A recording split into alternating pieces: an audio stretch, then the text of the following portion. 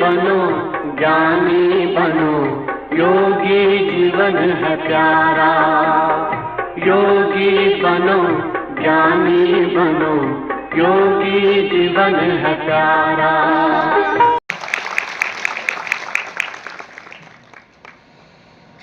આજે જામનગરના આંગણે જામનગરની આઈટીઆઈ અને જામનગરના આઈટીઆઈના આપણા પ્રિન્સિપલ ત્રિવેદી સાહેબ બનાવેલું આજના કૌશલ્ય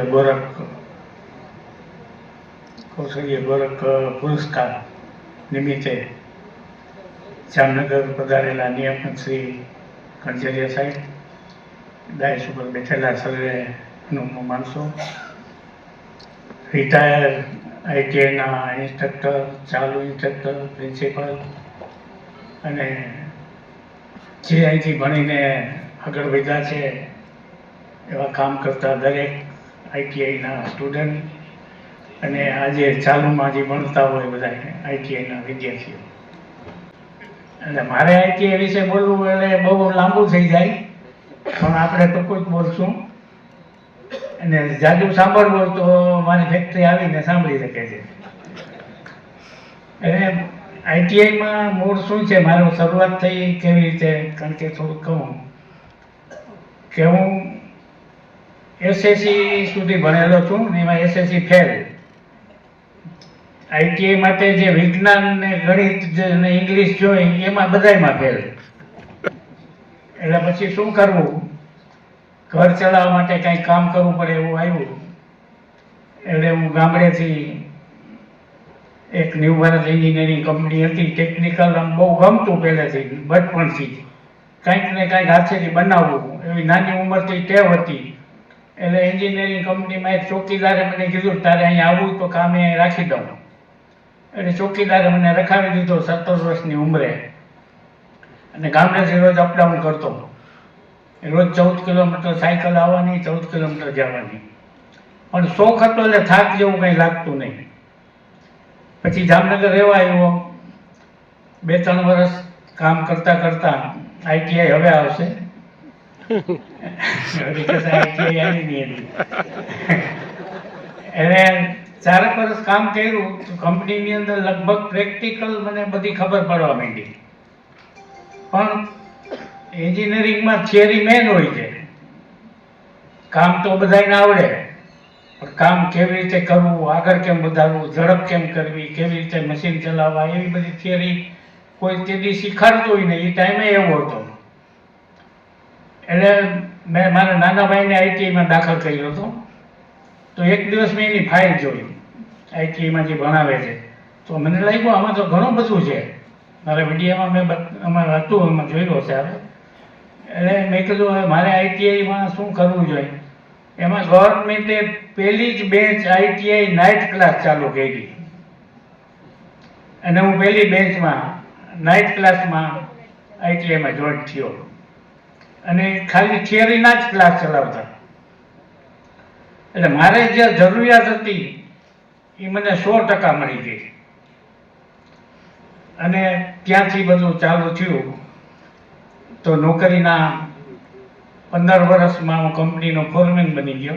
400 માણસો કામ કરતા હતા ત્યારે. પછી મને એમ થયું કે હવે કાંઈક આપણે કરવું જોઈએ. આઈટીઆઈમાં દાખલ થાય એટલે પહેલાં છોકરાઓને એના મા બાપને ભાઈબંધ દોસ્તાર ને બધા એમ કહે કે તને સરકારી નોકરી મળી જશે. તો ખરેખર સરકારી નોકરી મળે છે, પણ કેટલાને મળે છે? તો એ એક વસ્તુ બધાને સમજાવવાની જરૂર છે. અને છોકરાની આવડત પ્રમાણે ઇન્સ્ટ્રક્ટરોએ એને એ નોલેજ આપવું જોઈએ. જે ખાલી ભણાવે છે એ સિવાયનું બહારનું નોલેજ આપવું જોઈએ.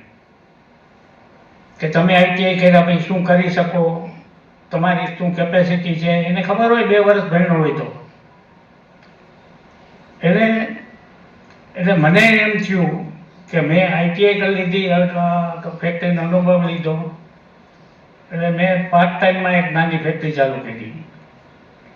અને નાની આઈટીઆઈ માટે ખાસ કહું છું કે તમારે જો તમારી ફેક્ટરી કરવી હોય તો નાના ફેક્ટરીમાં કામે જવાનું. તમે મોટી ફેક્ટરીમાં જાશો તો તમે તમારો ધંધો નહીં કરી શકો. કારણ કે ત્યાં બધું મોટું મોટું હોય, તમે મોટું તો કરી શકવાના નથી, એટલે તો આઈટીઆઈમાં આવ્યા છો તમે. તો તમારે પોતાનો ધંધો કરવો હોય તો તમે કોઈ પણ નાની ફેક્ટરીની અંદર નોકરી કરો, અને નાની ફેક્ટરીમાં નોકરી કરવા માટે ઘણીવાર પગાર જોઈએ, તો પગાર નાની ફેક્ટરીનો માલિકે કામ કરતો હોય, તો ત્યારે એમ કે કામ કરવું હોય તો પછી કોઈ દિવસ પગાર નહીં જોવાનો, અને 20-21 વર્ષની ઉંમરે તમારે પગારની શું જરૂર છે? ત્યારે તો બાપુજીની આવક ચાલુ હોય, જેમ તમે કોલેજમાં ભણવા જાવ 3 વર્ષ કેમ એને ફી ભરવી પડે છે, 4 વર્ષ ફી ભરવી પડે, ફી ભર્યા પછી નોકરી માટે અડિયાપટ્ટી કરવી પડે. તો તમે એમ ઘણા એમ કે તમને નોકરી નથી મળતી. હું બધાને આઈટીઆઈમાં બધી જગ્યાએ જાણને કહું છું, મારા લેક્ચર બધી આઈટીઆઈમાં હોય છે, 3-4 આઈટીઆઈમાં જામનગરમાં, કારણ કે હું 3 આઈટીઆઈમાં પીપીપીમાં ચેરમેન છું, ભાનવડ, લાલપુર, જામનગર. તો હું બધા વિદ્યાર્થીઓને આ કહું છું કે તમે ભણીને ગમે ફેક્ટરીમાં જાઓ અને પગાર માંગો નહીં, તમારે જે દેવું દેજો, મારે કામ કરવું છે, તો તમને કોઈ ના રાખવાની ના ન પાડે. આપણે બધા પેલા પગાર જ માંગીએ, ગમે ધંધામાં, ગમે નોકરીમાં. પગાર કેટલો દેશો? મારો 25 રૂપિયા પગાર હતો 1965માં, અને 28 કિલોમીટર સાયકલ હલાવીને આવતો. તો તમે પગાર ઓછો લઈ અને દિલથી કામ કરો તો આઈટીઆઈ જેવું નોલેજ તમને દુનિયામાં ન મળે. એ 100%. હું તમારી સામે જ ઊભો છું ને, કોકની વાત તો કરતો નથી. એટલે આઈટીઆઈ પછી બીજી વાત કરીએ બ્રાન્ડ એમ્બેસેડરની. આમાં કટકે બદલાતી રહેશે થોડી ઘણી. બ્રાન્ડ એમ્બેસેડરની તો કેવી જ પડશે.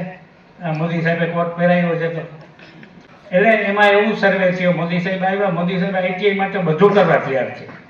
એટલી બધી આઈટીઆઈ સુધારી છે, તાંગર આઈટીઆઈ બધે. તો એને સર્વે કરાવ્યો કે ભાઈ આઈટીઆઈ કરેલા છોકરાઓ અત્યારે શું કરે છે. એટલે આખા ઇન્ડિયાની આઈટીમાંથી એણે રિપોર્ટ મગાવ્યા. તો જામનગરના આઈટીઆઈમાંથી ત્યારે પ્રિન્સિપાલ હશે એને મોકલું હશે, મને ખબર નહોતી કે અમારું નામ મોકલું છે ત્યાં.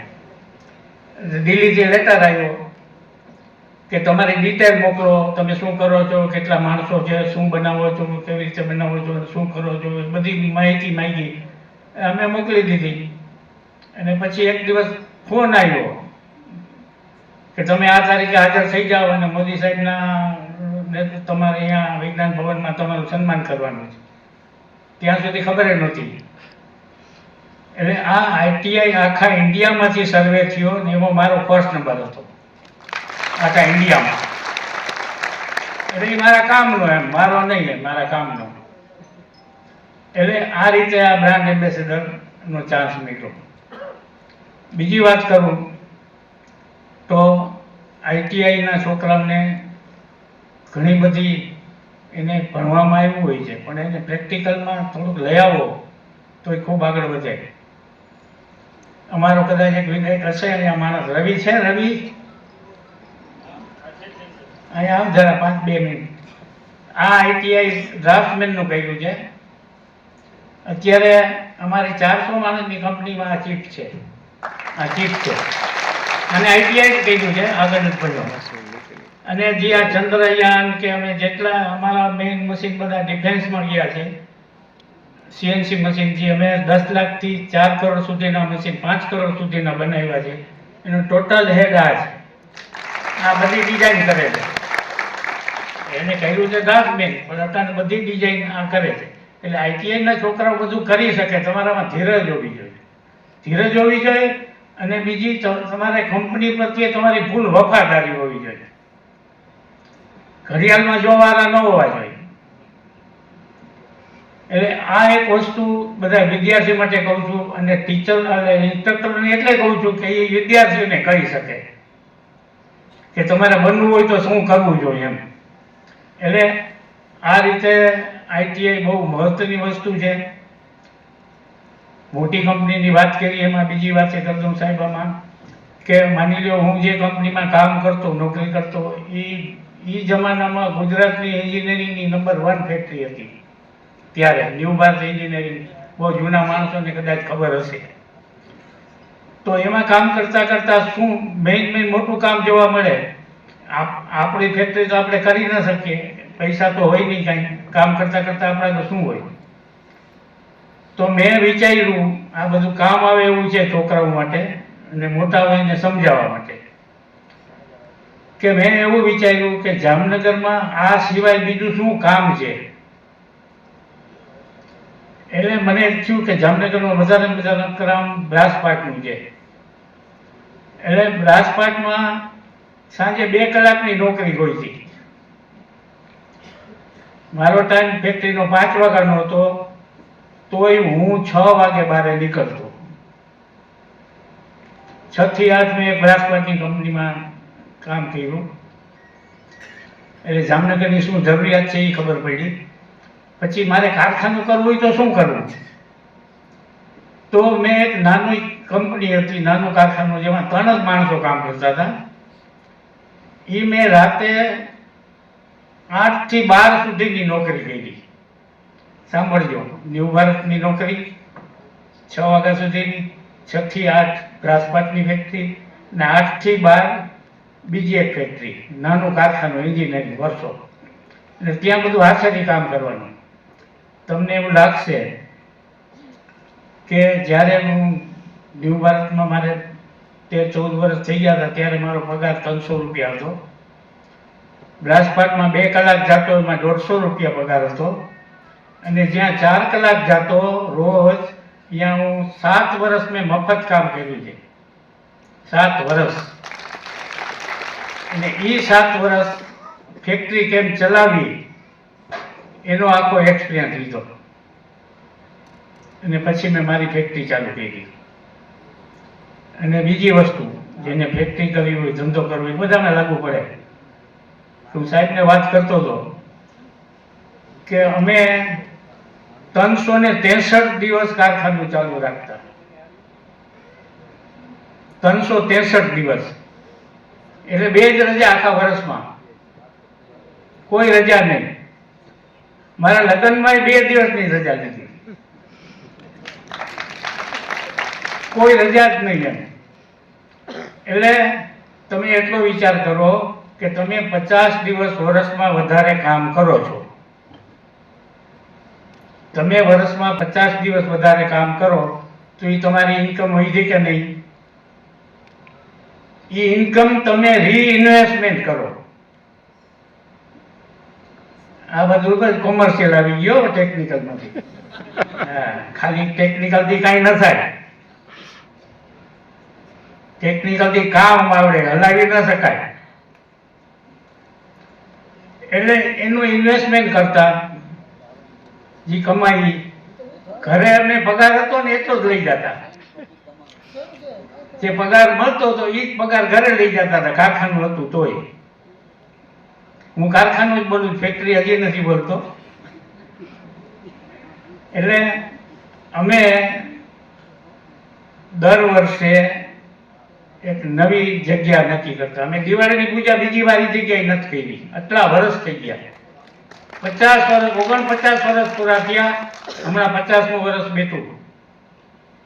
અમે દિવાળીની પૂજા બીજી વાર એ જગ્યાએ નથી કરી. એટલે તમે સમજી શકો છો કે આ ડેવલપમેન્ટ કઈ રીતે થાય.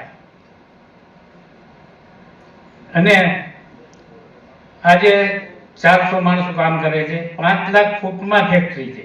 5 લાખ ફૂટમાં. જામનગર અહીંયા બેડેસર રેલવે સ્ટેશન પાસે છે. અને અલિયાબાડા હમણાં 5 વર્ષથી નવી ફેક્ટરી ચાલુ કરી છે જે 3 લાખ ફૂટમાં છે. અમારે ત્યાં માણસો કામ ઉપર આવે, આઈટી વાળા આવે કે બીજા, અમે છાપામાં જાહેરાત એવી દઈ છીએ કે 10 ધોરણ ફેલ ને 12 ધોરણ ફેલ જોઈ છે. બધાથી ઉલટી જાહેરાત. કારણ કે 10 ફેલ થાય એટલે એનો દરવાજો બંધ થઈ ગયો જવાનો, 12 ફેલ થાય એટલે બંધ થઈ ગયો. અમે ખોલીએ પછી એને. અમે એને ફેક્ટરીમાં લઈ આવ્યા, જેને ફેક્ટરી કરવી હોય કામ કરાવવું એના માટે ભેગું, અથવા સલાહ દેવી જે કામ આવશે, ઇન્સ્ટ્રક્ટરો છે બધા એ સલાહ દઈ શકે. તો અમે એને ફેક્ટરીમાં આવે એટલે કહીએ કે તું 2 દિવસ અંદર આંટો માર બધે, તને શું ગમે છે ને એ 2 દિવસ પછી કે. 2 દિવસ હું બોલાવું એને, પછી પૂછું તારે શું કામ કરવું છે. 2 દિવસમાં એ જોઈ નક્કી કરે મારે આ મશીન પર કામ કરવું છે, મારે પિત્તળ બનવું છે, મારે આ મશીન હલાવવું છે, મારે આ મશીન હલાવવું છે, મારે હું એ મશીન ઉપર એને રાખું, એ કામ એને આપું. એટલે એમ ના કે આ મને કામ ગમતું નથી. આજે વધારે પડતું એ ચાલે છે, હું ત્યાં ગયો મને આ ગમતું નથી, પણ તને ગમે એ જ કામ આપવાનું. સોનીને સોનાનું કામ દેવાય, લુહારને લુહારનું કામ દેવાય. સોનીને લોહારની હાકર બનાવવા ન દેવાય. એ હાકર 1 વર્ષે બનાવી દે. એટલે એ આ બધું ઓળખવું જોઈએ. ઓળખવા માટે કંઈક ભણવું જોઈએ. પાછું ભણવાનું આવ્યું. તો મેં એક CED નો કોર્સ કર્યો, ઘણાને ખબર હશે કદાચ, સેન્ટર એન્ટરપ્રિન્યોરશિપ ડેવલપમેન્ટ ઇન્સ્ટિટ્યૂટ. એ નાઇટ ક્લાસ, આપણે બધા નાઇટ ક્લાસમાં જ કર્યા જ કામ. કારખાના નાઇટ ક્લાસમાં લાવ્યા, ભણવાનું નાઇટ ક્લાસમાં. એ મેં કોર્સ કર્યો કે મેનેજમેન્ટ કેમ કરવું, માણસોને કેમ ઓળખવા. એ મેં કોર્સ કર્યો આ કામ કરતા. એટલે એ કોર્સમાં આખા ઇન્ડિયાનો સર્વે થયો હતો, અને એ કોર્સ ગુજરાત ગવર્મેન્ટ પાસે જ છે, એ આપણે ખબર બધાને. અત્યારે EDI તરીકે ગાંધીનગરમાં છે. વર્લ્ડમાં હોય એ કોર્સ આપણા પાસે જ છે. એ પેટર્ન રજિસ્ટર છે. માધવજી સોલંકી અમેરિકાથી મંગાવ્યો છે આ કોર્સ આખો, અને એ પેટર્ન રજિસ્ટર છે, એમ કે બીજા કોઈ ન કરી શકે. એ કોર્સ જામનગર આપણી જિલ્લા ઉદ્યોગ કચેરીમાંથી થાય છે, અત્યારે થાય છે. એ મેં કોર્સ કર્યો મેનેજમેન્ટનો, અને બધું જાણ્યું. આખા ઇન્ડિયામાં મારો એમાંય ફર્સ્ટ નંબર હતો, આખા ઇન્ડિયામાં. આમાં ભણવાની ક્યાં વાત આવી કે આપણે ભણ્યા હોય તો જ બધું થાય? વાત ગણવાની છે. એટલે આ રીતે શરૂઆત ITI થી થઈ. આ રીતે નોલેજ જે મળ્યું, ટેકનિકલ નોલેજ, એમાંથી આ બધી વસ્તુ ઊભી થઈ. ત્યાં સુધી તો કામ આવડતું હતું, પણ આ બધી ખબર ન પડતી કે આ બધી ફોર્મ્યુલા ને સિસ્ટમ ને બધું શું છે, લોગ ટેબલ શું છે ને ડ્રોઈંગ શું છે, એ બધા ITI માંથી હું શીખો. એટલે ITI ને કારણે આજે જે કાંઈ હું બન્યો છું, અથવા હું ઘણા બધાને સલાહ દઉં છું કે ભાઈ તમે કોલેજમાં જાઓ એના કરતાં ITIમાં જાઓ, તમારું ભવિષ્ય 2 રીતે સુધરે છે.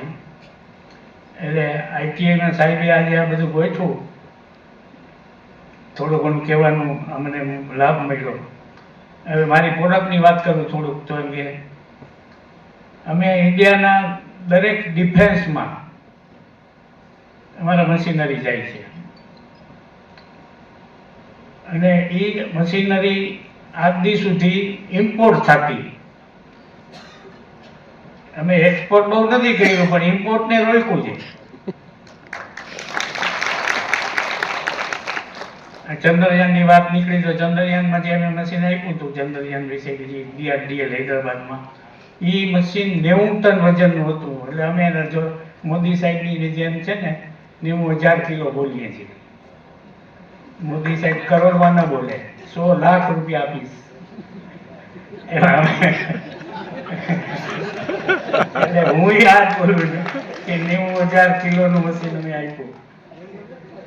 9 ટ્રક ભરીને મોકલ્યું, ત્યાં જઈને અમે ચાલુ કર્યું, બધું પાર્ટ બનાવી દીધા અને પાસ કરાવી દીધું. આ રીતે અમે આ બ્રહ્મોસના રોકેટ બને છે ત્યાં મશીન આપ્યું છે. પછી આ ડોકયાર્ડમાં જે આપણી પનડુબી શું કહેવાય, સબમરીન, એ સબમરીનને અમે ફ્રાન્સની કંપનીએ સબમરીન કોલાબરેશનમાં આપણે મઝગામ ડોકમાં 6 સબમરીન બનાવવાનો કોન્ટ્રાક્ટ રાખ્યો હતો. એટલે ફ્રાન્સના કોલાબરેશનમાં. તો એક મશીન એવું બનાવવાનું હતું કે જે ઇન્ડિયામાં નહોતું બનતું ને ફ્રાન્સથી મંગાવવાનું હતું. તો એ લોકોએ ટેન્ડર બહાર પાડ્યું કે ઇન્ડિયામાં કોઈ હોય તો તો અમે ભાઈ અમે છે ભરી જ દેતા, ગમે ઈ કોઈ દી બનાવ્યું કે ન બનાવ્યું હોય. પછી ગોતીએ કેવી રીતે બનાવવું. આવડે તો જ બનાવી એવું હતું જ નહીં અમારા ઇતિહાસમાં. અમે હાથ પાડીએ, ગમે ઈ ટેન્ડર હોય ને અમે હાથ પાડીએ, અમે બનાવી દેશે. પછી ગોતીએ કેમ બનાવવું. ઈ કેમ ગોતીએ એનો હમણાં તમને ફોર્મ્યુલા કહી છે. એટલે હા, પછી અમે છે ને એને ફ્રાન્સ વાળા પછી મૂંઝાણા કે ટેન્ડર ભર્યું છે તો હવે આપણે બહારથી તો મગાવી ન શકીએ, આ બનાવવાળા છે તો. પછી એનો એન્જિનિયર આવ્યો, એ કે તમારા પાસે આ નથી, ઓલું નથી, આ નથી, ફલાણું. એને ફ્રાન્સની જેમ બધું પાણી જોતું હોય તો એ કે મેં કહ્યું અમે બનાવી દેશું. તો એ કે તમારું મશીન ના હાલે તો? મેં કહ્યું પૈસા ના દેતા. પૈસા ના પાડે, ના પાડવાનો એને ચાન્સ દઈ તો ને. મેં કહ્યું મશીન ના લે તો તમે પૈસા ના દેતા, 1 વર્ષ સુધી જોઈ લ્યો અને અહીંયા આવીને અમે હલાવી દેશું. એટલે એ અમે એને કરી દીધું.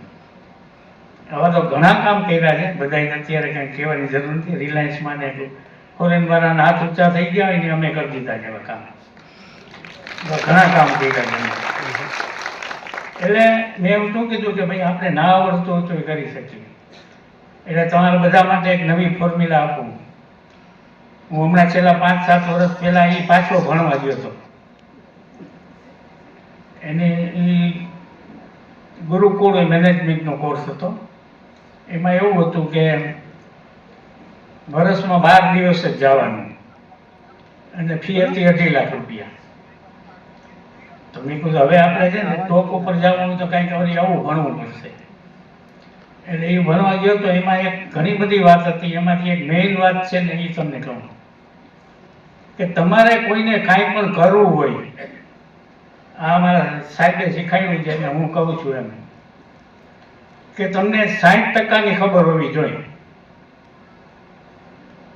તમારે જે કંઈ કરવું હોય, તમને ગમતું હોય તો તમને 60%ની ખબર હોય તો એ વસ્તુમાં તમે કરો. કારણ કે એટલી તો ખબર હોવી જોઈએ ને આપણે કોઈ પણ ધંધો કરવો હોય તો. પછી 40%નું શું કરવું? તો તમારે 40% વાળા માણસને ગોતવાનું કે ભાઈ મને આ 40% એટકું છે મારું કામ. તો એ ભાઈને એ 40%નું 100% ના આવડતું હોય, એટલે એને 60% જ આવડતું હોય, એટલે એના કદી 60% લેવાનું. એટલે આપણે 24% મળે ને, 40%ના 60%. એટલે 24% મળી ગયા. પાછળ હવે આપણે 16% ઘટ્યું.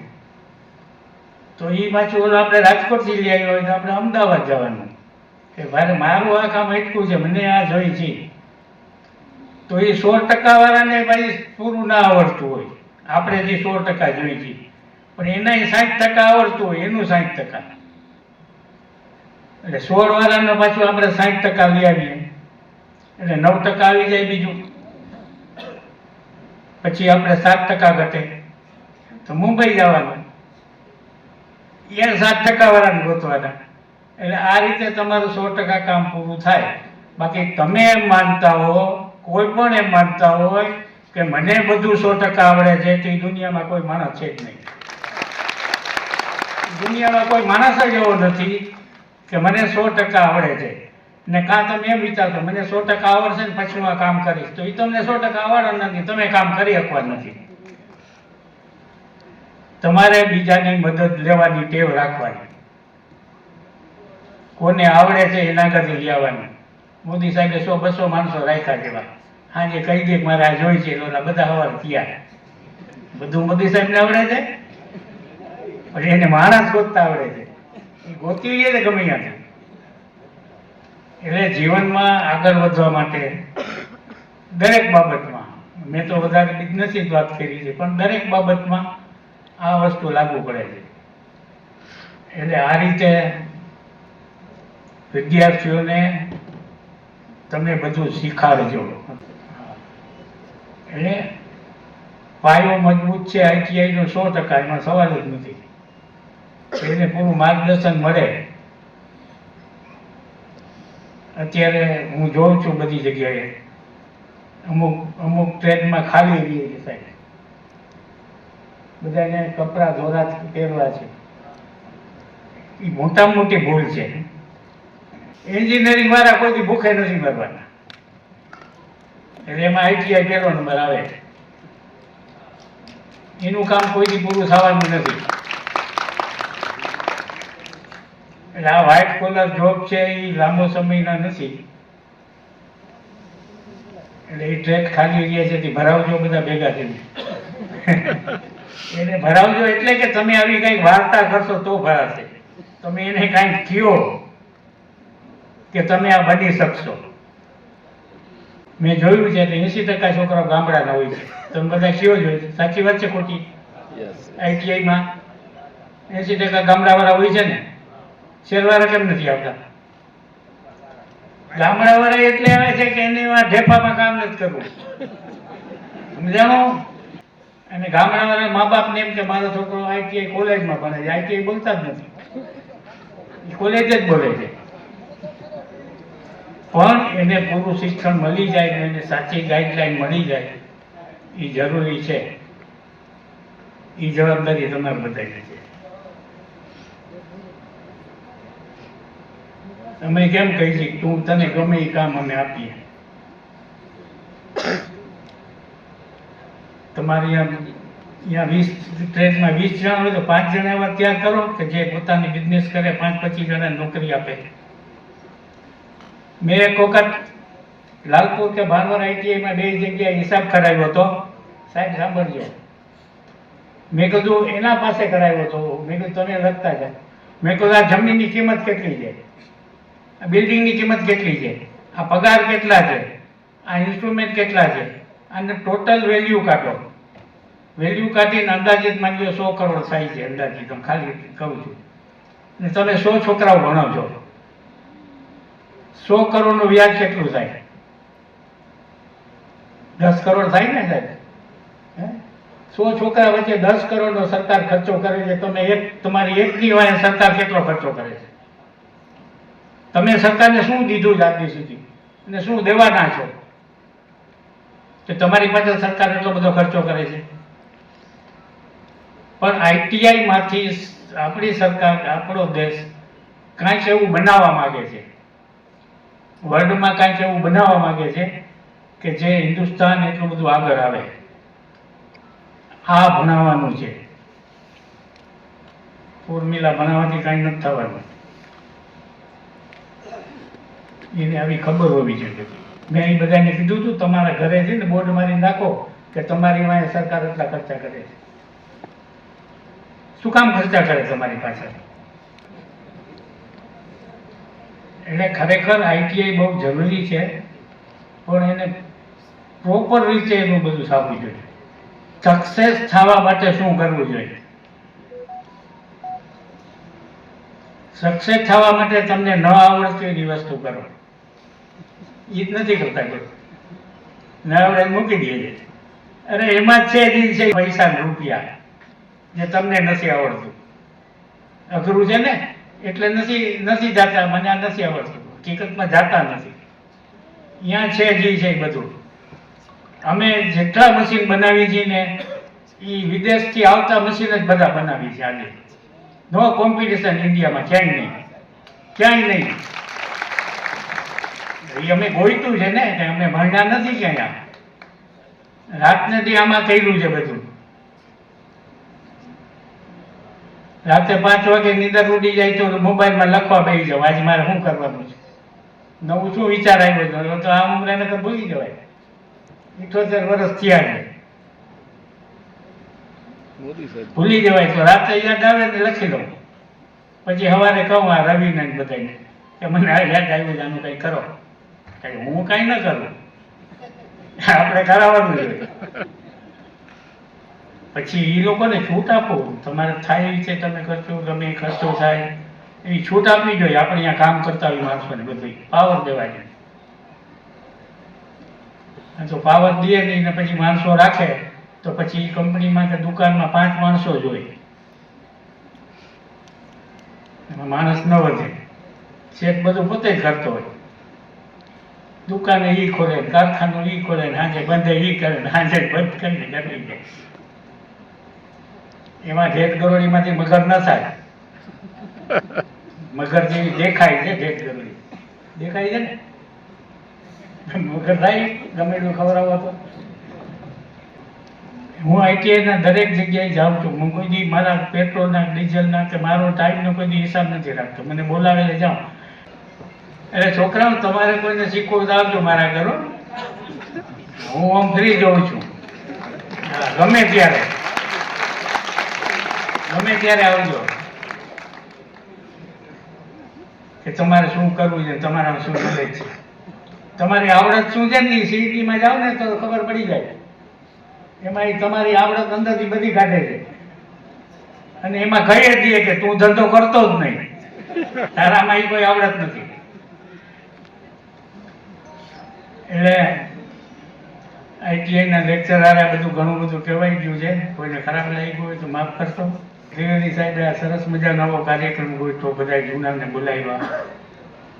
પણ જૂનાને ખાસ વિનંતી કે ITI નો ખૂબ પ્રચાર કરજો અને એનાથી શું લાભ થાય, તમે શું કરી શકો. હું ITI કર્યું છું, બહુ આગળ વધ્યો એવું નથી. ઘણા બધા એવા આગળ વધેલા છે. આ તો હું અહીંયા ધ્યાનમાં આવી ગયો છે બોલાવે છે. એટલે આ આવડત દરેકમાં હોય છે, દરેક છોકરામાં હોય છે, પણ એને કાઢવી જોઈએ. પણ ITI વિશે તમે આ પ્રચાર કરજો. હું તો કરું જ છું. મારા અંદર કોઈ આવે ને છોકરાઓ તો હું ITI કરો. મારી વાત આ પૂરી કરીને વિરમું છું. બાકી કાંઈ કેવું કહેવાય ગયું તો માફ કરશો.